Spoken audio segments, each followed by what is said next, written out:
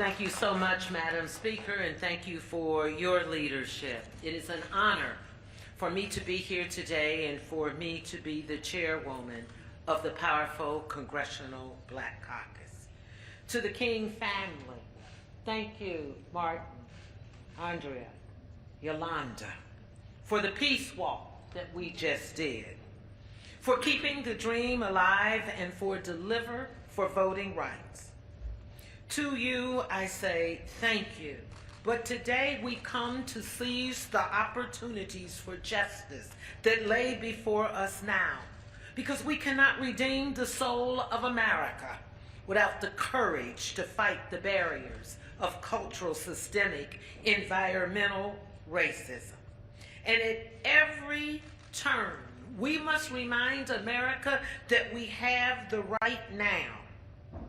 The right for education, the right for child care, housing, economic and social justice. But what? It is all born out of the right to vote.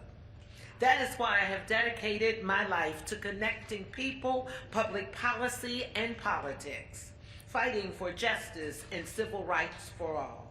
That is why I marched with this family. That is why I say thank you for giving us Yolanda and your voice that represents our future. The late John Lewis, Martin Luther King III, Reverend Al Sharpton, Tamika Mallory, and so many more, Jesse Jackson. Thank you. But let me just say today that I marched with the spirit of Fannie Lou Hamer as I crossed the Edmund Pettus Bridge for the 50th anniversary of Bloody Sunday. That is why I was arrested recently in the United States Senate for demanding the protection for our voting rights.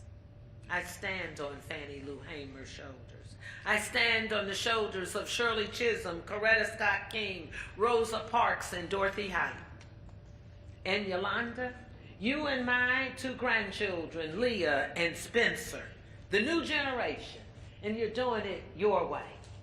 But let me say to you, you stand on our foundation. Together, we must tear down the walls of injustice against voting rights and insist that the Senate pass the Freedom to Vote John R. Lewis Voting Rights Act, because silence is not an option. The Congressional Black Caucus has called for the vote, demanding the Senate to take immediate action on voting rights legislation. We will not yield our efforts to enshrine voting rights legislation into law, nor will we allow a filibuster to filibuster away our democracy and our voting rights. Today, we are speaking to a pained and frustrated nation, but tomorrow and the days to come, we will witness the Senate do its job to call for the vote. But let me say this loudly and clearly. We must draw the line in the sand of justice for any member not standing with us on voting rights. They are obstructionists to the America's promise of freedom and justice, and we must stand against them. The nation must join us and make some noise. Your father and grandfather said, lightning makes no noise, no sound until it strikes.